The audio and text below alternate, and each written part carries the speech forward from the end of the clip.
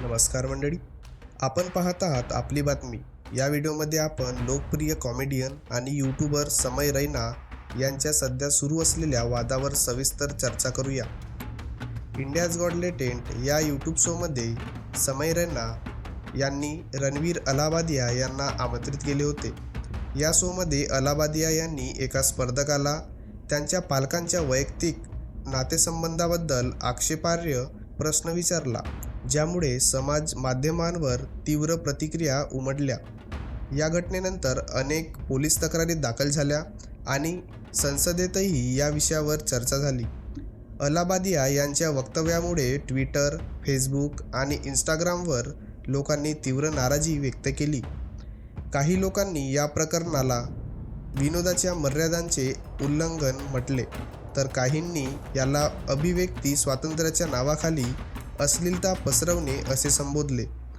या वादामुळे डिजिटल माध्यमांवरील कॉन्टेंटवर नियंत्रणाबद्दल चर्चा सुरू झाली आहे।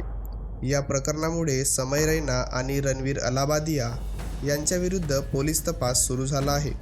अनेक कायद्यांखाली यांच्यावर आरोप लावण्यात आले आहेत, ज्यामुळे डिजिटल माध्यमांवरील कॉन्टेंटवर नियंत्रणाबद्दल चर्चा सुरू झाली आहे।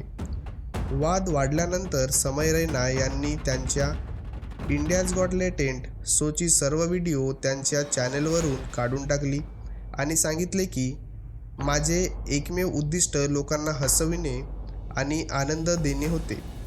कॅनडामध्ये त्याच्या अनफिल्टर्ड नॉर्थ अमेरिका टूर 2025 दरम्यान समय रैना यांनी या वादावर भाष्य केले।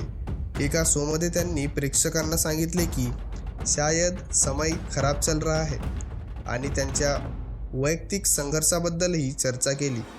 ही घटना भारतातील डिजिटल कॉन्टेंट निर्मात्यांसाठी एक महत्त्वपूर्ण इशारा आहे।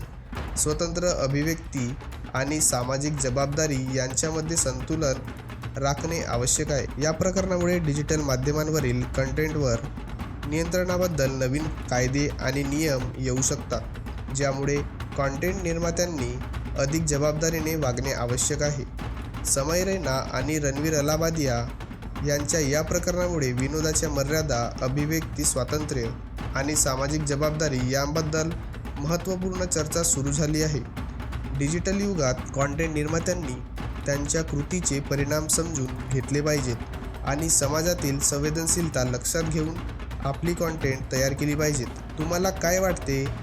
असले वक्तव्य आपल्या समाजात केल्याने आपल्या समाजावर काय परिणाम होईल ते या व्हिडिओच्या कमेंट बॉक्समध्ये आम्हाला कळवा आणि व्हिडिओला लाईक करा आणि सबस्क्राईब करायला विसरू नका।